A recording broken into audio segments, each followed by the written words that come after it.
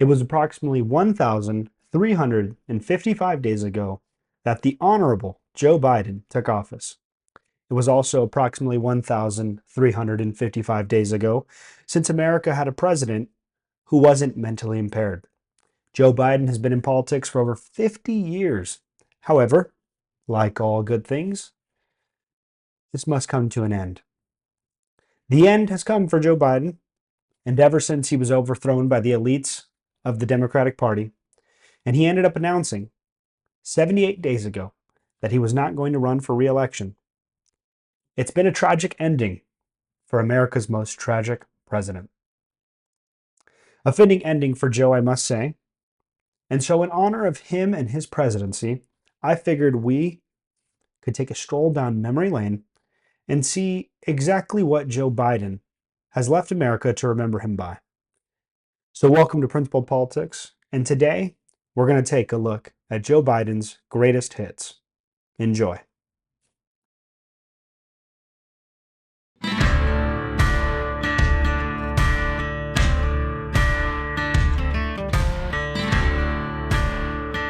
Well, like I said in the intro, today is going to be an episode dedicated to the Honorable Joe Biden. He was our 46th president, and there's so many great things to remember him by. So many things in which we can look towards for inspiration, and we can truly glean a lot of lessons, a lot of nuggets of wisdom that he has left America to have. And so I wanted to just honor him with this, as you know, the election is coming very soon. November 5th is just right around the corner, and with November 5th comes the end of Joe Biden's legacy.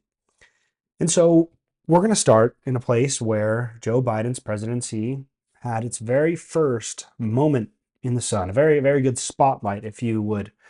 And that moment happened to be where many other presidents found themselves, which is the Middle East. More specifically, the story of Joe Biden began in Afghanistan. Now, the Afghanistan war, if many of you are familiar with it, began with the attack of 9/11, which was a tragic event that took place under the Bush administration. And this war was very complex. It had many dimensions. And the goal of this war was started after this attack to prevent terrorism from ever having a safe haven in Afghanistan again. You know, Afghanistan became a breeding ground of terrorism, and that's where many of these attacks, and especially the attack of 9/11, was launched from, and that was the grounds in which to enter into Afghanistan and to have this war. Now, there has been 4 presidents, including Joe Biden, that have dealt with the Afghanistan war. You have Bush, Obama, Trump, and now the Honorable Joe Biden. Joe Biden, out of the 4, I guess it's safe to say, was definitely the least competent. Joe Biden made the decision in 2021 that a withdrawal was underway and that he had a deadline of August 31st. Now, this had something to do with the fact that Joe Biden really wanted the optics of having the withdrawal take place before 9/11. Now, you know, Joe Biden couldn't pass up on a great storyline. Joe Biden, the maker of peace, right before 9/11, was able to pull out all the troops and end the 20-year war.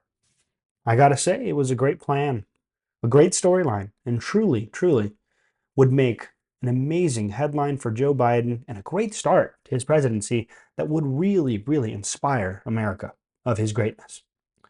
However, it's safe to say that this plan blew up in Joe Biden's face miserably. With a lack of planning and foresight, chaos soon ensued. The Taliban, which was the terrorist group that was meant to be taken out in the process of all this, the Taliban, who went into hiding, was dormant for many years as America and its allies had a presence in Afghanistan, came to rise out of this. And once they realized that the United States had intentions to withdraw, they went on the offensive. And the Afghan government, the Afghan military, was not ready for this. They were not in any way prepared, and they didn't have the capacities to withstand the offensive that the Taliban initiated. Within days of this announcement, Kabul, the capital of Afghanistan, had collapsed, and soon panic and urgency ensued. Yet, this was not the worst part of this story. On August 26, as thousands of people attempted to flee at Hamid Karzai International Airport, a suicide bomber attacked Abbey Gate, killing 13 U.S. service members and 170 Afghan civilians and injuring many more. Even to this day, Biden has the audacity and arrogance to claim that no service members have died under his watch. Take a look. The idea that he did something that was significant, and the military, you know, when he was president, they were still killing people in Afghanistan. He didn't do anything about that. When he was president, we were still finding ourselves in a position where you had a notion that we were this safe country. The truth is, I'm the only president this century that doesn't have any, this decade, that doesn't have any troops dying anywhere in the world like he did. 13 families lost loved ones due to Biden's incompetence and lack of planning. Even to this day, the exact number of U.S. civilians, U.S. allies, Afghan allies that have been left behind is unknown, at least to the public. This withdrawal was a disgrace to our country and was a slap in the face to all U.S. service members. To top it all off, U.S. military was estimated to have left behind some $7 billion of military equipment in Afghanistan that has fallen to the hands of the Taliban. And this war was started to prevent Afghanistan from becoming a safe haven for terrorism. Yet Joe Biden ended up giving the terrorists $7 billion of equipment. Let's take a look. Courtesy of Uncle Sam, American supplied armor, now riding under Taliban colors. The spoils of victory being paraded by the new masters of Kandahar. An extraordinary sight in the city where their movement began and where they could now bask in triumph. Their ragtag desert army now mechanized, even with the odd helicopter. Propaganda gold for jihadists the world over. But they're not just playing with new toys. In Kabul, there are reports the Taliban is securing its grip, carrying out atrocities. We spoke to one Afghan in hiding because he'd worked as a translator. Anonymously, he relayed reports of Taliban squads moving through the city, hunting down anyone who worked with their enemies. They just killed 10 people in one street. They killed people anonymously and they just killed them during the night. We'll end this section of this video with this quote from Robert Gates, former Secretary of Defense under Bush and the Obama administration. Quote, Joe Biden has never gotten a single foreign policy issue right. End quote. Well said, Robert. Well said.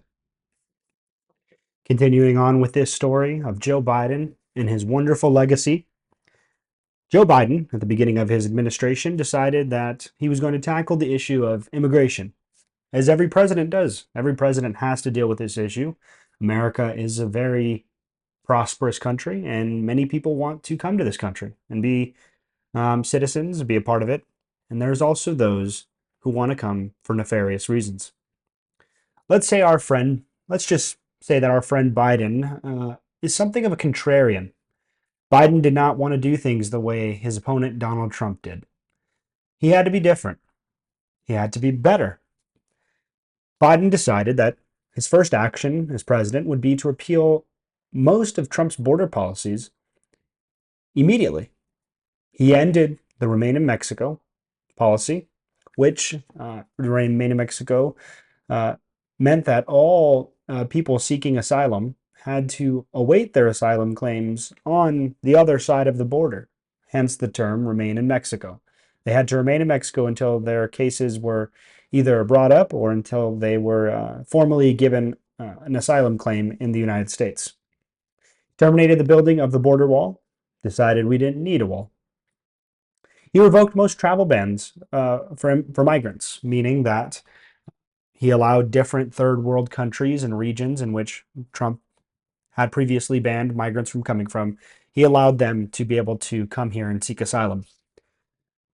And he reduced the public charge rule, which was the rule in place that prevented many illegal immigrants from taking advantage of Medicare and of many things that taxpayers pay for, and basically not allowing these people to come in and be leeches off of the system.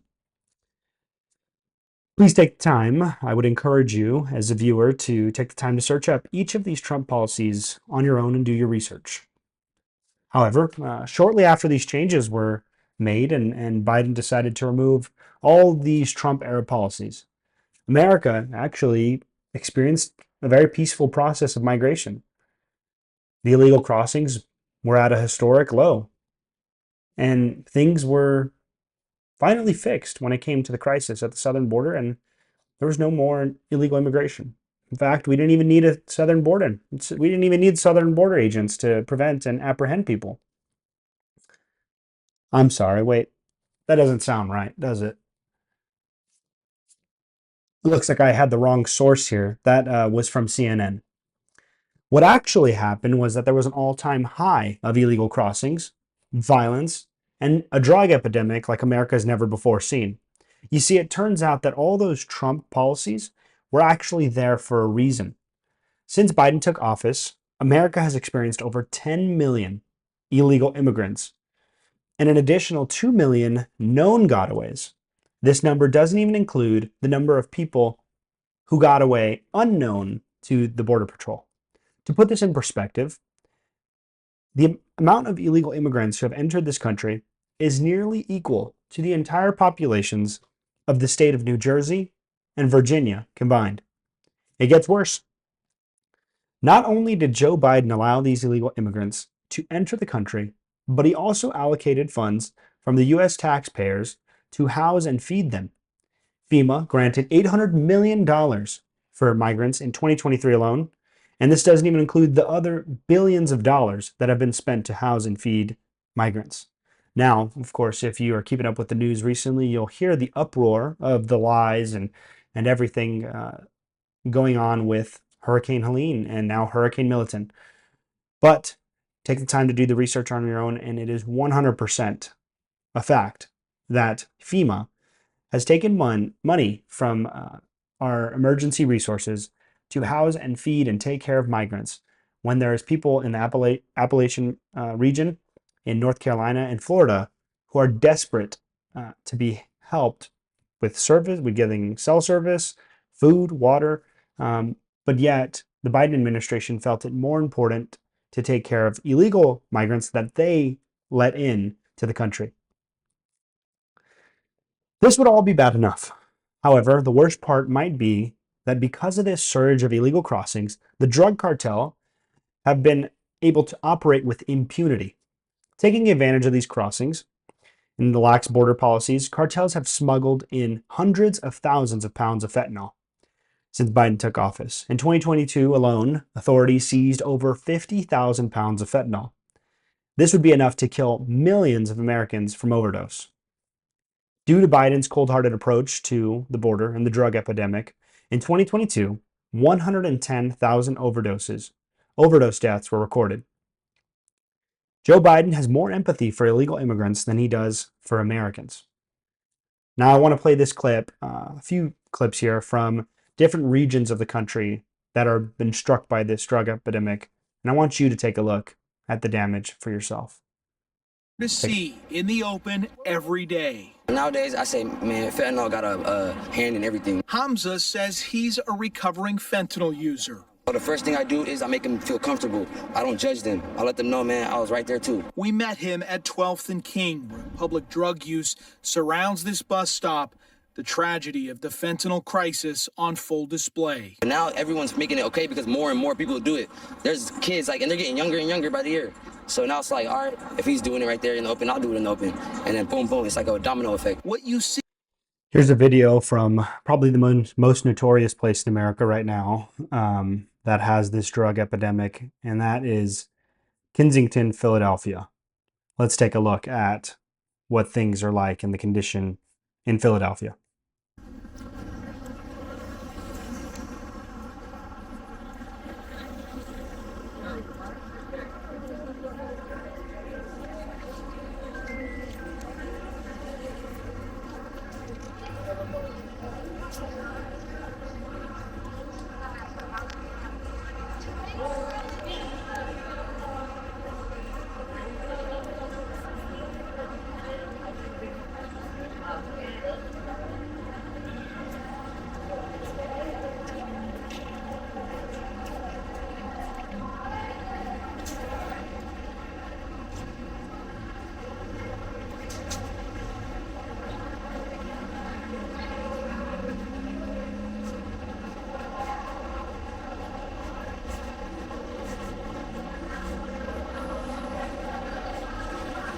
Well, there it is. And if you weren't able to see the screen, if you're listening to this, many people have described this place as Zombieland.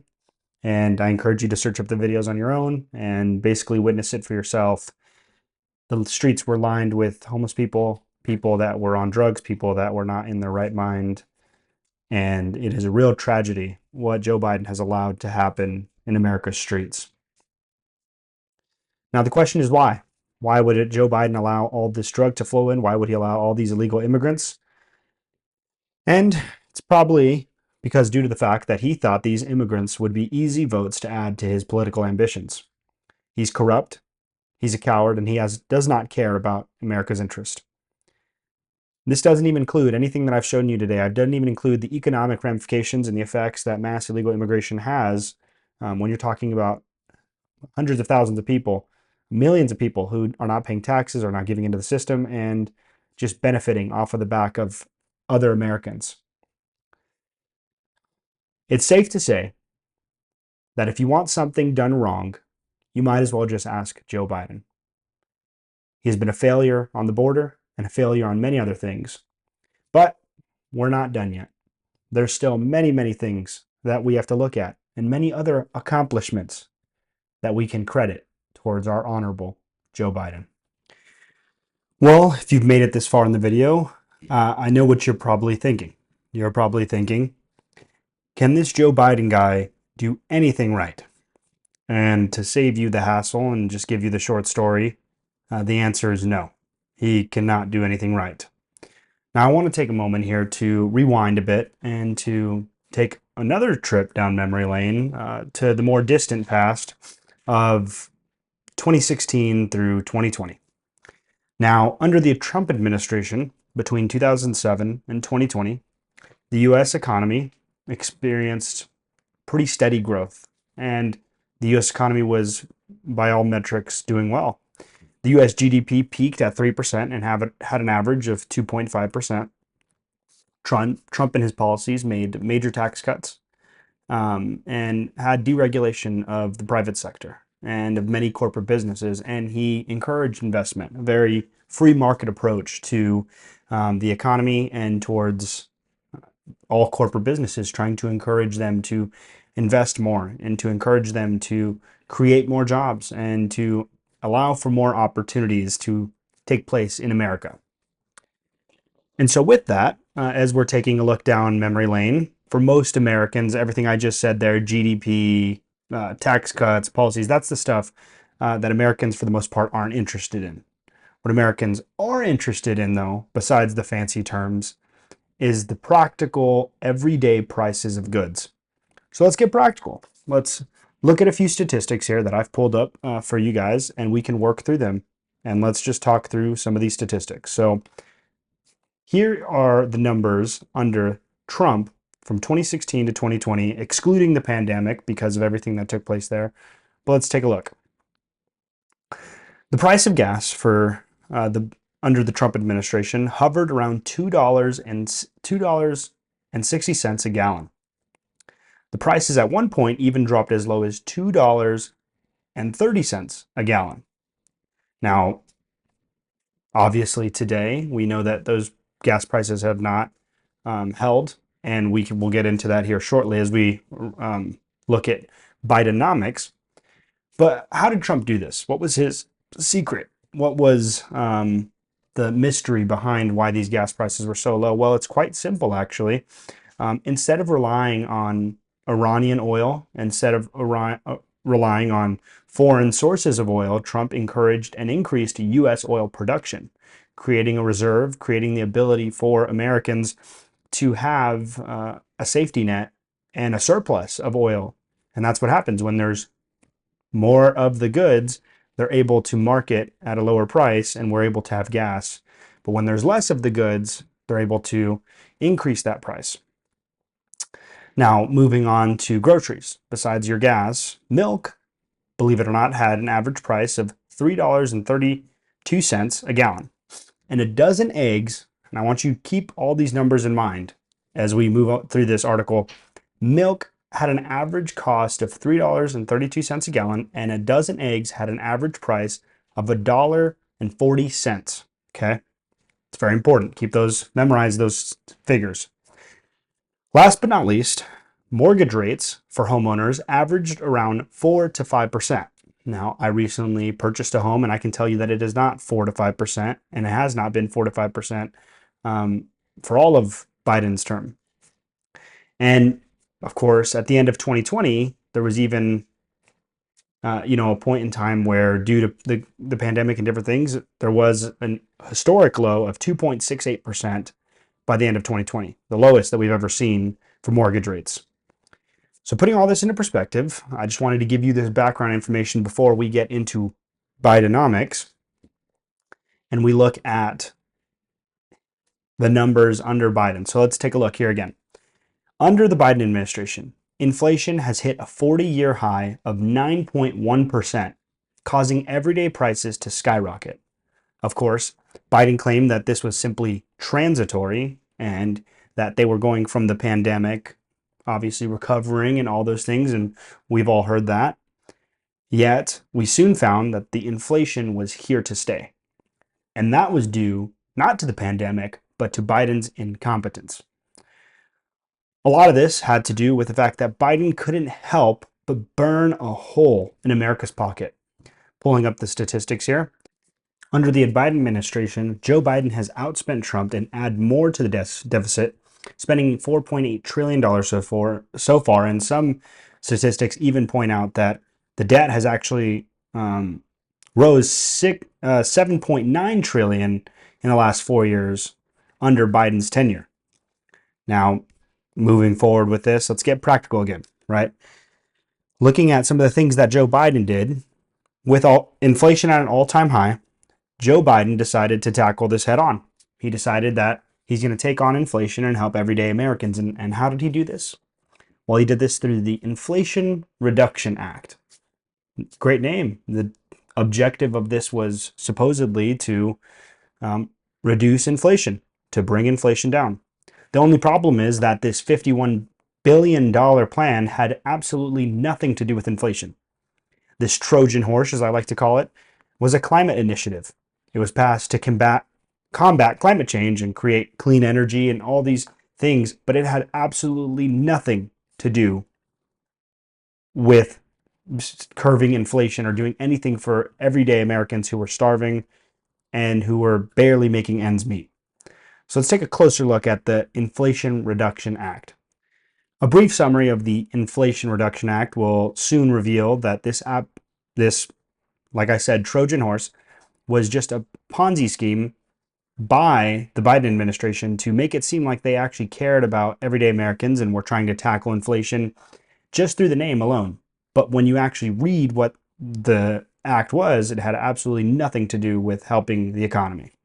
So first and foremost, the Inflation Reduction Act of 2022 had tax incentives. Now, the act created more than 20 tax incentives for clean energy and for manufacturing, including incentives for electric heat pumps, rooftop solar, and battery storage. And it also opened up clean energy tax incentives to tax-exempt entities such as state and local governments. What did they do next? They did prescription drug reforms. This act expanded Medicare benefits, allowing them to negotiate insulin, all those things for seniors. Now, of course, they will hoist this and say that this was a win for people and helping them afford everyday goods. But what they fail to point out is that forcing the hand of big drug companies actually hurts the economy. It stops invention, it stops ingenuity, it prevents these drug companies from having the ability to take risk. And instead of, trying to get these drug companies to lower costs for Americans, how about they go after foreign agencies in this? You have basically the entire United States medical apparatus, the economy, paying for lower costs for everyone else in the world. And it's absolutely ridiculous. But of course, Biden is not competent enough to realize that. What else? Climate change initiatives. The act is considered the most significant legislative step to reduce carbon pollution in history. It includes funding for federal buildings to become more sustainable and cost efficient, as well as funding for manufacturing of advanced technology vehicles. Other initiatives, the act included funding for neighborhood access and equity grant programs, the low carbon transportation material grants, and the environmental review implementation funds. It has also launched the Next Gen program to invest in training and the support for the next generation of food, agriculture, and natural resources workforce. So there you have it. Obviously, just reading the description, the summary of the act, it had absolutely nothing to do with helping boost the economy, helping everyday Americans get by. And not that I even think that it's the job of the government to try and stop inflation. It's actually the job of the government to leave the economy be and let inflation regulate itself. But of course, Biden in his Keynesian economics couldn't help but spend trillions and trillions of dollars and do nothing to help deregulate and promote investment and help Americans get jobs. Now let's get practical again. Okay, so we started off with Trump and the practical side of that. Let's get practical with Biden and his numbers. Gas prices under Joe Biden have hit a record high of $5 a gallon. In 2022, milk increased to $4 a gallon, and a dozen eggs reached $4.25 a dozen. Now keep those previous numbers, and if you don't remember, I don't shame you, I will remind you. Under Trump, the average price of gas was $2.60. Under Biden, we hit a record high of $5 a gallon, and the average price for gas now is close to $4 a gallon. Milk increased to $4 a gallon. Under Trump, milk was $3.30. A dozen eggs under Trump was $1.40. Under Biden, eggs have surged to $4.25. Mortgage rates under Biden have climbed up to and above 6.5%, levels that we've not seen in over a decade, making homeownership, as much as they talk about, homeownership, we want to give tax credits so people can buy their first home. Joe Biden and his reckless spending and reckless economic policies have caused it to be virtually impossible for everyday Americans to afford to even get a home. These rates climbed as a direct result of rising inflation. Obviously, material cost, everything going into homeownership, homes became more expensive. And due to the Federal Reserve trying to curb inflation, they had no choice but to raise the rates. On top of all this, real wages under Joe Biden are down 2.3% from when he took office, meaning that people, not only does it cost everyday Americans more money to buy gas, milk, groceries, everything that they need, but wages and basically household income has not increased to keep up with the inflation, to compensate for the rising prices. This means that things cost more and people are making less money, if not the same money from when they were under Trump. So therefore, they can't afford to keep up with the prices, and it's hurting and going into, the extra spending and savings that people used to have and be able to rely on. So American earning and overall income have not gone up to compensate for the inflation. And with all this put into perspective, it's safe to say that no matter how many times Joe Biden whispers into microphones claiming that Bidenomics is working, it will always be remembered by Americans and by everybody who lived through these past 4 years as a complete and utter disaster. The Financial Times and the Wall Street Journal initially called my plan Bidenomics. I'm not sure they meant it in a totally complimentary way at the time. But guess what? It's working. Last but not least, we shall end this video where we started, on foreign policy. Now, you remember that quote earlier by Robert Gates, where he said that Joe Biden has never been right on a single foreign policy issue? Well, it turns out that that quote was actually something of an understatement. At the start of Biden's presidency, there was a clear conflict brewing in Europe.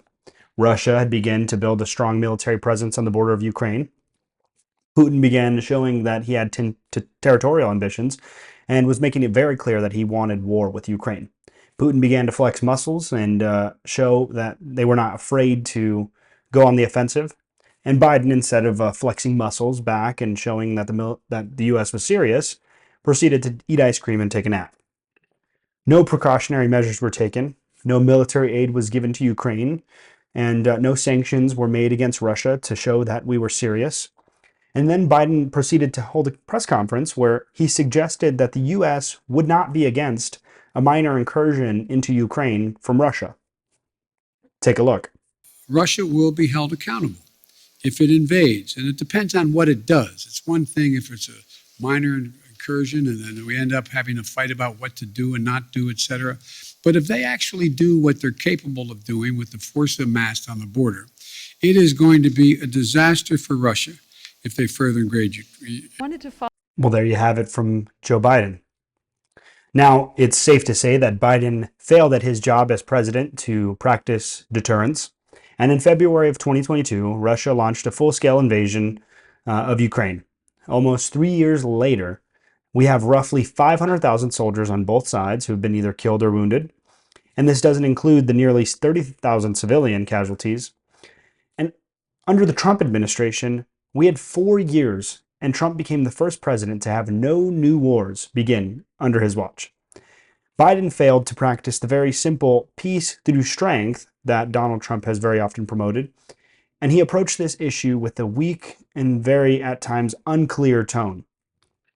Now, of course, Putin smelt the weakness and sought to take advantage of it when he could.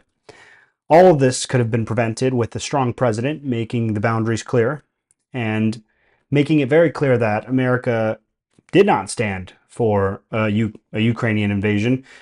And a lot of this led to what now has been a very prolonged conflict. And because of that, we have the billions and billions of dollars being poured into Ukraine. We have money being spent that never needed to be spent, the aid that never needed to be sent. If a simple show of military prowess, if a simple show of seriousness was given, we wouldn't be in the situation in which we are. And keep in mind, Biden has not made anything clear when it comes to an off-ramp. He has not made it clear about the terms of negotiating the end of this war. And the end does not seem like it is in sight. Now, with all this, not only did Biden make the world a more dangerous place, and did Biden, make it an unsafe place for our allies with the Ukrainian and Russia war, but up next, he allowed the Middle East, which Trump was able to stabilize fairly well. Biden allowed, through his foreign policy and through his weak, spineless approach to the Middle East, he allowed the Israel-Hamas conflict to take place. He allowed the Middle East and Iranian terror fronts to begin to brew and take hold back in that region. So in October, the terrorist group organization Hamas launched an assault on Israel, murdering over 1,200 Israelis and taking hundreds of hostages. It was the single deadliest attack on Jews since the Holocaust. And when Biden took office, he reversed many Trump-era policies and began resuming aid to Palestine, and he failed to impose sanctions on Iran. Now, this weak stance on Iran and its terror network, including Hamas, allowed them to invest in this terrorist network and in their infrastructure and to begin to strengthen themselves. And in 2023, the Biden administration facilitated the release of $6 billion of Iranian funds, which had previously been frozen in the Southern Korean banks. And he did this in exchange for 5 American hostages. Now, there's a reason for the old phrase, we don't negotiate with terrorists. Now, of course, we wanted to do everything we can to get our Americans back, but if every time the Iranians hold hostage 5 Americans, they're going to get $6 billion, that's really not the idea of deterrence and keeping them from repeating that same line of action. This, and along with many other weak foreign policies in regards to Iran and their terror proxies, led to October 7th. There is no doubt in anyone's mind that if Trump had maintained his presidency, and that if we had someone who actually was harsh on Iran, imposed sanction, and kept them broke as they were under the Trump presidency, that October 7th would have never happened. They were feeling bold, they were feeling gutsy, they had the money, they had the infrastructure to be able to make an attack and to perform a jihad on Israel. Now, not only, it would be worse enough if Biden not only did nothing to prevent Iran from growing its terror network, but however, it actively sought to hinder Israel from responding to Iran's threats. First and foremost, Biden sought to delay aid by pressuring Israel to not go on the offensive, but not only to not go on the offensive, but only to defend itself. And the point needs to be made with this, and it has been made, that if the United States was attacked directly, let's say by a terrorist group in Mexico or Canada or whoever it was for that matter, for example, take 9/11. The United States didn't simply take a defensive position, it sought to eliminate the threat at hand and seek to never have another 9/11 incident. And as it has been thus far, we have not had another incident like 9/11. Thank God for that. However, Biden actively and openly has criticized Israel for taking an offensive position against Hamas, seeking to eliminate Hamas, seeking to go after this terror network and to destroy them so that this never happens again. Biden has accused Israel of having rage and being careless in their strategy when Israel has performed the most precise urban warfare strategy we have ever seen in a modern day war setting. And Biden forgets to provide the context for everything that he is stating. Of course, context is not very big on Joe Biden's radar. People with low IQ tend to leave out the context. And so let me give you the context. Hamas, the terror network, and many other terror networks perform a sort of urban war that uses civilians as human shields in order to protect themselves and to cause outrage in the media, because they know that the liberal media and that the left-wing apparatus is always going to have that tendency to cry humanitarian aid, to cry out genocide or do things of that sort. And so Hamas did what they knew they could do. They could use civilians as shields. They could use them as a way in which to leverage the American left and the media against Israel to seek to hinder them from destroying Hamas completely. Now, for example, Hamas has been known to use hospitals and schools for storing weapons as meeting places for their operations. Let me show you an example of that. Here's a video of the IDF showing one of these hospitals in which they have been using them as a terror network. Hamas is using hospitals, like we showed the evidence in Shifa Hospital. In other hospitals, we are now seeing it in live in Rantisi Hospital. An operation still conducting right now. Look at what Hamas is holding inside the hospital. I want you to understand, this kind of gear is a gear for a major fight. These are explosives. These are vests with explosives. Yeah, it's a body vest for terrorists to explode on forces. Among hospitals, among patients, we have hand grenades, Kalashnikovs, and then we have the RPGs. People shooting RPGs from hospitals. This is Hamas, firing RPGs for hospitals. The world has to understand who is Israel fighting against. Couldn't have put it better in the terms in which that IDF soldier did. But Biden yet fails to understand who Israel has been fighting against. And due to this and Biden's arrogance and ignorance, it has gotten so bad that Prime Minister Netanyahu has begun to leave U.S. officials in the dark. And they've decided that it'd be better off to be without American support than to be hindered in the way in which Biden has hindered them. And they have begun to make true progress in Israel's protection, now turning their efforts toward Hezbollah and taking out over 50% of their long-range missiles and doing true damage and ending this in the most safe and humane way, which is quick and efficient, and instead of a prolonged conflict which can cause more pain and more hurt to the civilians in that area. Now the question is why? Why did Joe Biden seek to hinder Israel and to follow this false narrative of genocide and everything else? Well, just like all pathetic politicians, Biden has only ever been interested in himself. Now, due to Biden's relaxed immigration policies, millions of Muslims and Iranian surrogates have been pumped into our country, and they find themselves in places like Michigan and other blue wall states. Now, due to this, Biden, at the time, before being ousted by his party and thrown off the wagon, sought to please this radical wing and to win their vote. Instead of doing what was best for our allies, Biden was only seeking his own self-interest, like always. But this still doesn't change the fact that he has put his interest above that of America and our allies. And any man who holds the office of presidency and seeks to do that and seeks to put their own political interest above that of America is not a man worthy of being called Mr. President. So to summarize, in 4 years, Biden has oversaw one of the worst military operations in Afghanistan that led to the death of 13 U.S. service members. He managed to allow 2 wars, international wars, to begin. He crippled the American economy. He opened the southern border, allowed millions of illegal immigrants in, and allowed the cartels to poison hundreds of thousands of Americans. So it's safe to say that Joe Biden has been a very, very decorated president. That is, decorated with disaster. In honor of our 46th president, we give cheers to him and all of his failures. And I think it is going to be great for America to see him retire.